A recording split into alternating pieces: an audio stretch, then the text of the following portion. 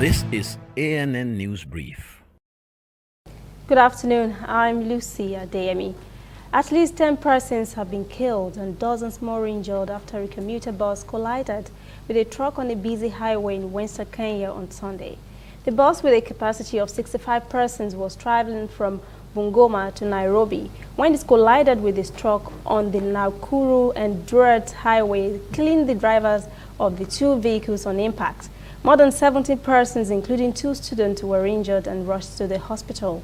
The accident came days after 10 persons were killed on the country's Kericho-Nakuru highway on Thursday. We received around 74 victims, of which we attended to. 5 of them were referred to MTRH for further management. 2 died, 1 man and a lady.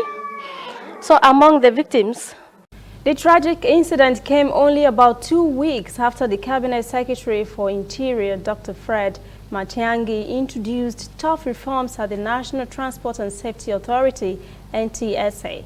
The NTSA is pledging to work around the clock to ensure a reduction by half of the number of deaths on Kenyan roads. NTSA says an estimated 3,000 Kenyans die in road accidents annually, despite efforts by the state and private sectors to promote safety on the highways. Ethiopia and Djibouti have signed a deal to build a gas pipeline that will transport Ethiopian gas to an export terminal in Djibouti. China Policy GCL Petroleum Investment signed a memorandum of understanding with Djibouti 2 years ago to invest $4 billion to build a gas pipeline from Ethiopia after signing a production sharing deal with Ethiopia in 2013. Ethiopia had found extensive gas deposits in its eastern Ogaden Basin in the 1970s. Djibouti's Energy Minister Yonis Ali Gwede told reporters the signed deal would allow both parties benefit from the project in an equitable way. We'll be back after this short break. This used to be me.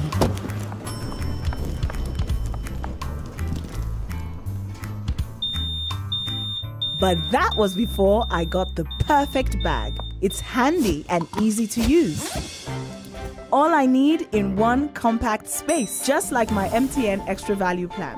I used to get one plan for my calls and then try to remember which data plan worked for me.